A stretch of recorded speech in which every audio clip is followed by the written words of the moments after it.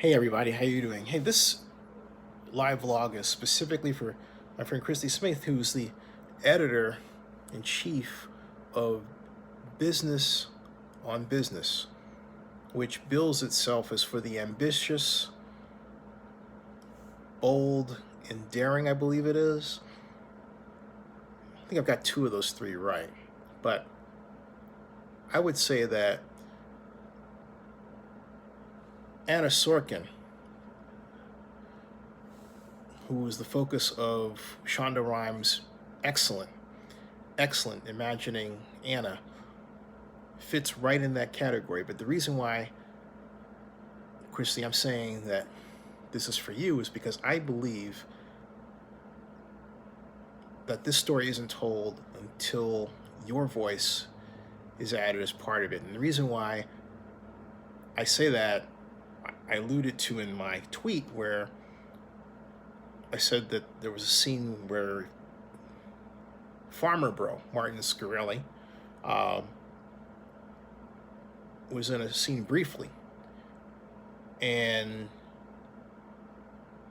when I think of the total cast of characters that were presented in Imagining Anna,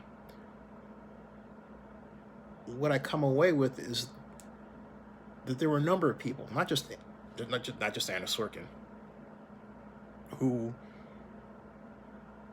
were caught up in faking it until they make it. And many of them were involved in some way in tech.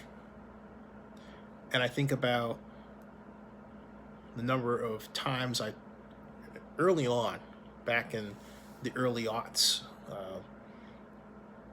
and I think more to the specific point of 2007 and up, when you talk to VCs, angel investors, and they would constantly, at that point, things are different now, constantly point to the need to have a hockey stick graph of growth, expected growth, or growth you already had.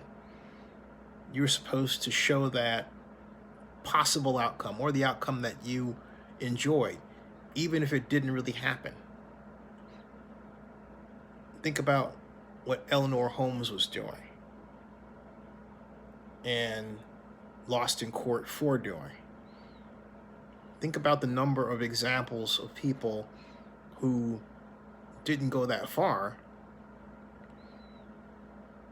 but are in the business of trying to present their best selves. Even with respect to what I'm doing with Zenny 62 Media, I had to almost totally reprogram Oakland News Now to become a different type of aggregator because the revenue generation is much better, and the product in terms of the type of media it distributes is much more fun to consume. But really, the revenue is better, and really it gets closer to presenting an argument for a potential investor to want to put their money in, or an advertiser to want to put their money in, given our statistics in terms of impressions and page views. Impressions and page views. Impressions and page views. Christy, I think, given the people that you interview, given what you paid attention to, given your background, that you could really fashion a nice bow around all of this in terms of what it means for where we are in our society right now today.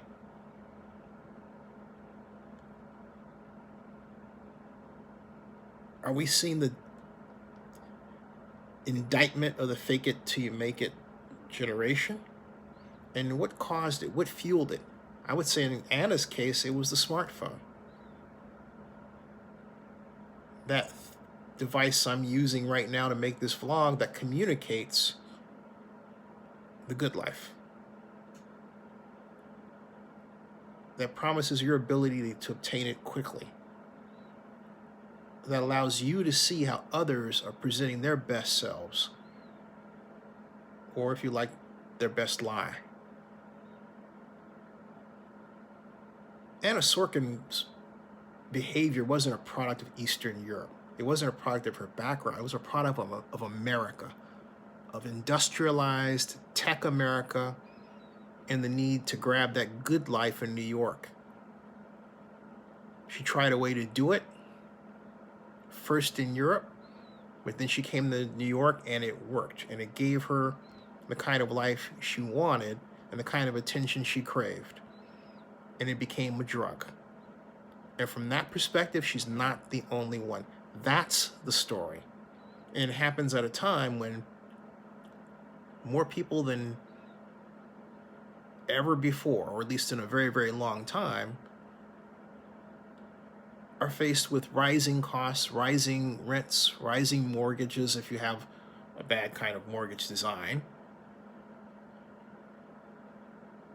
and are close to homelessness.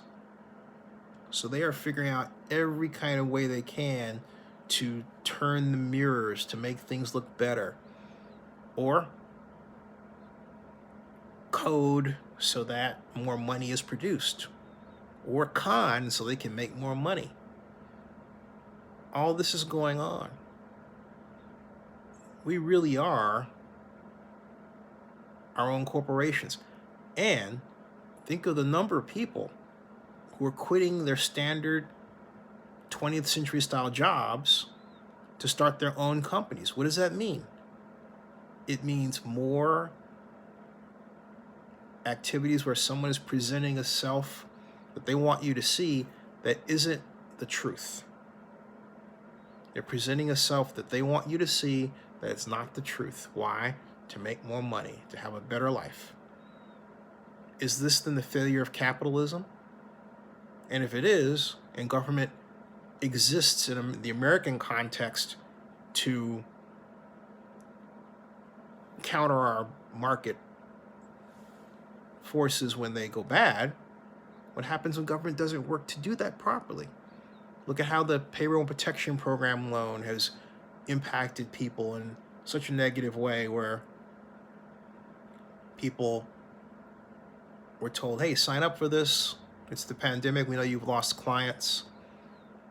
We'll give you a loan that we'll forgive. You don't have to worry about paying it back because of the situation. Only to find out that the rules were changed by Chase and Bank of America on their own, and not by the SBA.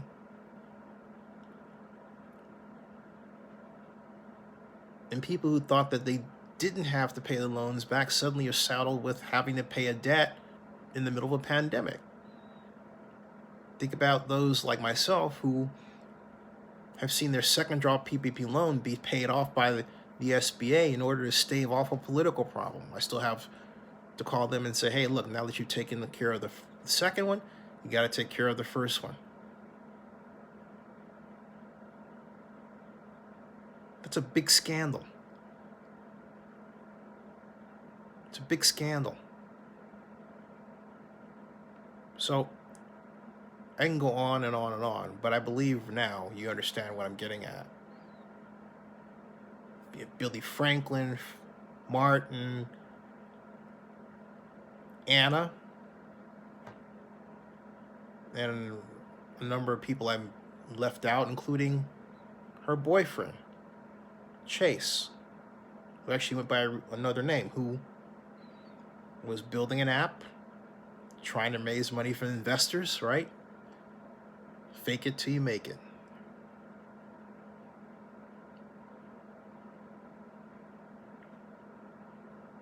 I think the world needs to hear your perspective on this, because you've touched on the edges of this before this happened. And if your publication won't produce it, hell, I'll raise money and pay you. I'm serious about that.